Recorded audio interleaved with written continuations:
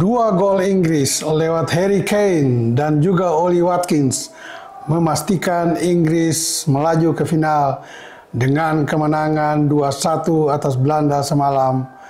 Dan di final pada Senin dini hari pukul 02.00 Inggris akan berhadapan dengan Spanyol untuk menentukan siapa yang terbaik dan siapa yang keluar sebagai juara Euro 2024. Semua rekan sahabat Rai Soccer TV bersama dengan Bung Gia selalu, dan jangan lupa like, comment, and subscribe. Inggris memang pantas kalau melihat permainannya semalam, pantas untuk melaju ke final.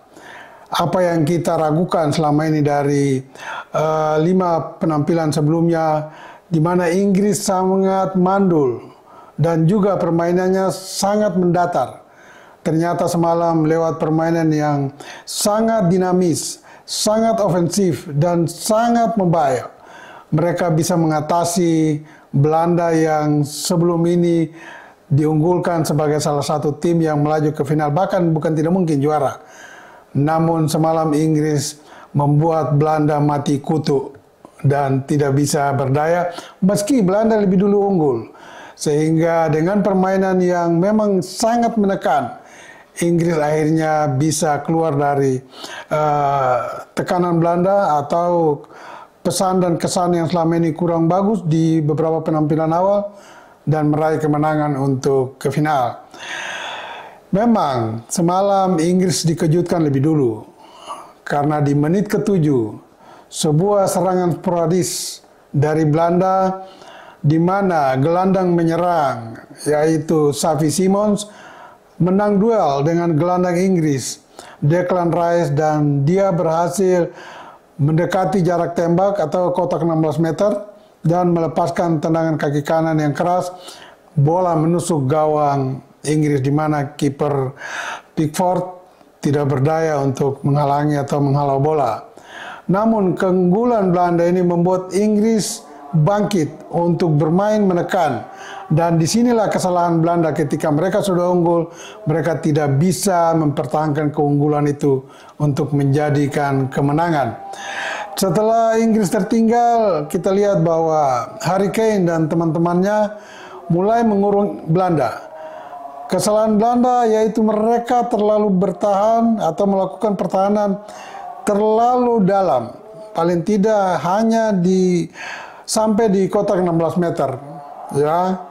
Ini tentu membuat peluang Inggris untuk mendekati gawang dan melepaskan tendangan-tendangan terarah ke gawang sangat sering akan terjadi.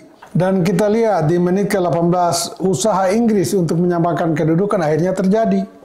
Ya, lewat sebuah kemelut di depan gawang Belanda, Harry Kane mencoba melepaskan tendangan keras dan dia sempat dihantam kakinya oleh bek kanan Belanda Dumfries, dan ini membuat wasit akhirnya setelah melihat VAR, wasit yang tadinya menunjuk tendangan gawang untuk Belanda, tetapi mungkin saja ada arahan dari wasit VAR karena kemungkinan penalti sangat mungkin terjadi atas pelanggaran terhadap Harry Kane.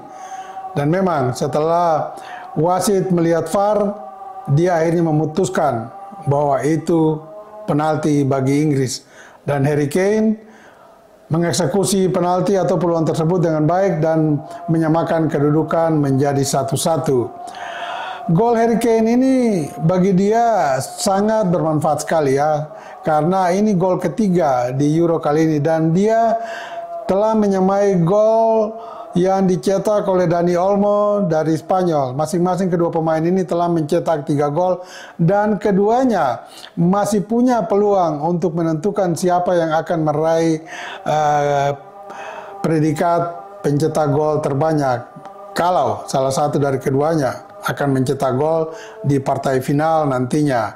Nah, kita kembali ke permainan Inggris dan Belanda.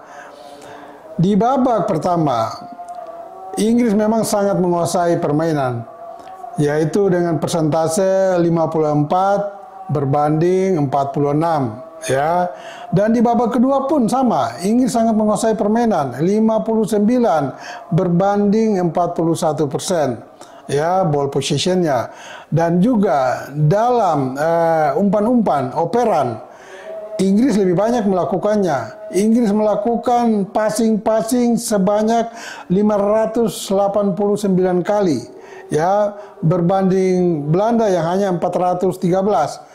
Ini memperlihatkan memang Inggris layak dan pantas untuk memenangkan pertandingan tersebut karena mereka sangat menguasai permainan.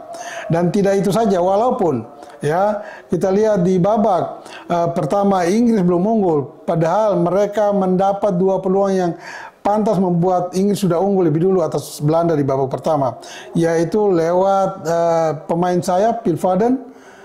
Phil Foden sekali menghantam tiang kanan gawang Belanda, dan sebelum itu dia juga nyaris sudah mencetak gol, tetapi bola yang dicocornya ke gawang Belanda masih bisa ditahan persis di tengah garis gawang Belanda oleh Dumfries.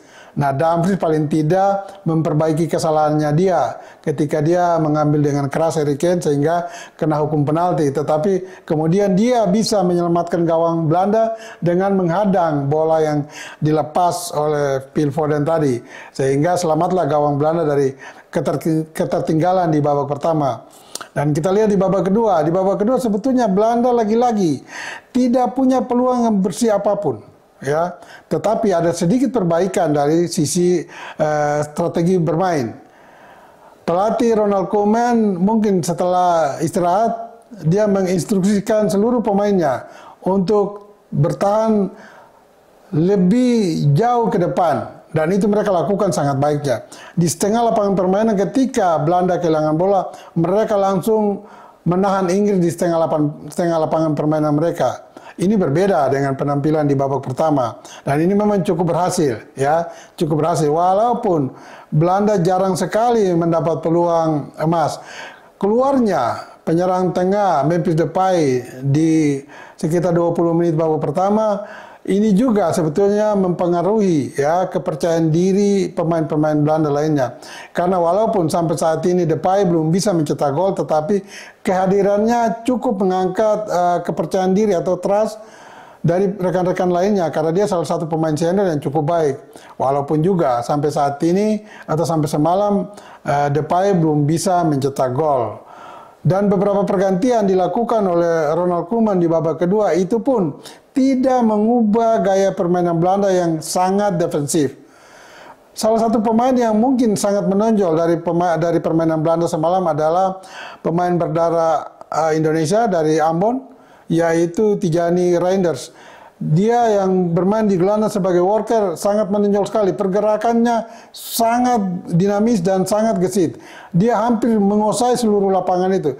Sayang bagi Reinders, dia tidak didampingi dengan permainan yang optimal dari rekannya Schouten di lini tengah. Ini membuat Belanda akhirnya lebih banyak ditekan oleh Inggris lewat kombinasi 4 pemain gelandang mereka, yaitu Saka yang turun, lebih bertahan dikit ke gelandang, juga Phil Foden, bahkan kemudian masuknya Cole Palmer, dan juga ada Declan Rice, dan kita lihat bek kiri dari MU, yaitu Luke Shaw yang masuk menggantikan Kieran Trippier. Pintarnya pelatih Inggris, Gareth Southgate, di 10 menit terakhir dia memasukkan pemain-pemain lebih segar yang bernaluri menyerang. Salah satunya adalah Ollie Watkins. Ya, Ollie Watkins pemain dari klub Aston Villa yang berusia 28 tahun. Pemain berusia 28 tahun ini menentukan kemenangan Inggris akhirnya. Ketika dia mendapat umpan dari sayap kanan dan tinggal berduel dengan pemain belakang Belanda yaitu De Vrij. Dan dengan cerdiknya, ya, Watkins bisa berbalik badan dan kemudian melepaskan tendangan yang sangat akurat, membuat kiper Belanda Verbruggen tidak berdaya. Walaupun dia sudah mencoba menjangkau bola, tapi bola arahan Watkins jauh dari jangkauannya dan menusuk pojok kanan gawang Belanda. Itu tepatnya di menit ke-90. Akhirnya Belanda mencoba memasukkan lagi dua pemainnya. Ya, Ronald Koeman mencoba memasukkan dua pemain lebih segar, tetapi waktu yang tinggal injury time sudah sulit untuk menolong Belanda bisa menyamakan kedudukan dan keluar dari kekalahan. Dan memang sekali lagi boleh saya katakan, dan saya kira kita semua sepakat, bahwa Inggris memang pantas dan layak ke final untuk menghadapi Spanyol.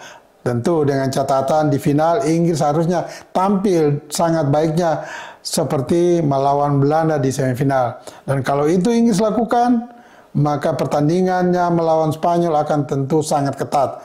Tetapi kalau Inggris tidak mampu keluar dari tekanan Spanyol yang lebih dahsyat, ini akan sulit bagi mereka untuk bisa mengalahkan Spanyol nantinya. Dan bagi semua rekan sahabat Rai Soccer TV, ikuti terus analisis Bung Yes, dan ingat, bola itu bulat. Giring terus!